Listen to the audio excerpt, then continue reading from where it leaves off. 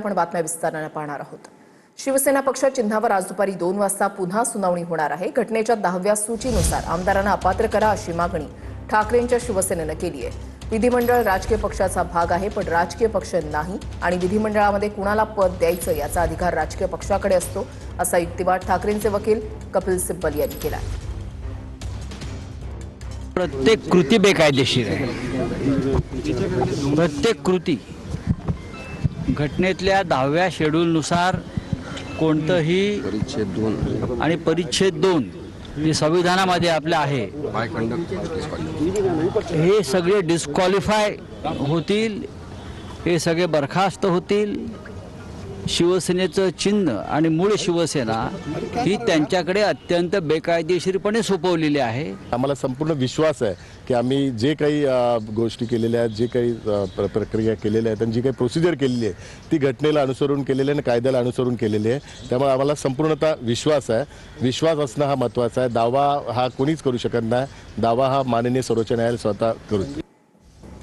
प्रमोद जगताप आमचे प्रतिनिधी आमच्या सोबत आहेत। प्रमोद, आतापर्यंत आपण पाहिलंय की कपिल सिब्बल यांच्याकडून जोरदार युक्तिवाद करण्यात आलेला आहे। आज दुपारी 2 वाजता पुन्हा सुनावणीला सुरुवात होणार आहे। ऋषाली, ठाकरेंच्या शिवसेनेचे वकील कपिल सिब्बल यांच्याकडनं काल 1.5 तास युक्तिवाद केला गेलेला होता आणि आज सलग दुसऱ्या दिवशी पुन्हा एकदा कपिल सिब्बल दुपारी 2 वाजता ठाकरेंची बाजू सुप्रीम कोर्टामध्ये मांडणार आहेत। कपिल सिब्बल यांच्यासह त्यांच्या पक्षाचे इतर वकील म्हणजे अभिषेक मनु सिंघवी आणि देवदत्त कामत हे देखील आज बोलण्याची शक्यता आहे। बोललं जाते की कपिल सिब्बल यांचा आज युक्तिवाद पूर्ण होईल आणि मग शिंदेच्या बाजूंकडनं वकील जे आहेत ते युक्तिवाद करतील। पण कपिल सिब्बलांकडनं ऋषाली सांगायला गेलं तर महत्त्वाचा मुद्दा सुप्रीम कोर्टामध्ये हाच उपस्थित केला जातोय की राजकीय पक्ष आणि विधिमंडळ पक्ष या 2 गोष्टी वेगवेगळ्या आहेत। त्यामुळे अधिकार जे पक्षाचे अधिकार आहेत ते सगळे अधिकार राजकीय पक्षाकडे आहेत, विधिमंडळ पक्षाकडे नाहीत आणि याच मुद्द्याला धरून कपिल सिब्बल यांचा सुप्रीम कोर्टातील युक्तिवाद पूर्ण होताना आपल्याला बघायला मिळतोय। कपिल सिब्बल यांच्याकडनं जे मुद्दे मांडले जातात म्हणजे ज्या पद्धतीने त्यांनी सुरुवातच गुवाहाटीला गेल्यापासून म्हणजे आमदार सुरुवातीला सुरतला गेले, तिथून पुढे गुवाहाटीला गेले, त्यानंतर कशा पद्धतीने सत्ता स्थापन केली, हे सगळे मुद्दे कपिल सिब्बल यांच्या युक्तिवादामध्ये आल्याचं ऋषाली आपल्याला बघायला मिळालं होतं। कपिल सिब्बल यांच्याकडनं स्पष्टपणे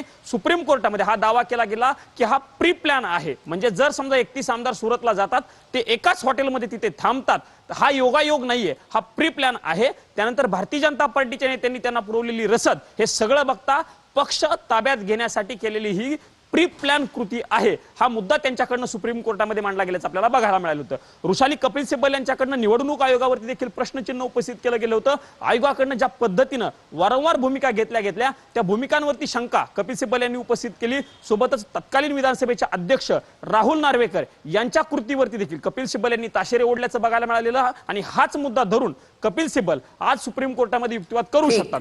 कपिल सिब्बल यांच्या आजच्या युक्तिवादामध्ये नेमकं कुठले मुद्दे येतात हे बघणं महत्त्वाचं असणार आहे। पण आमदार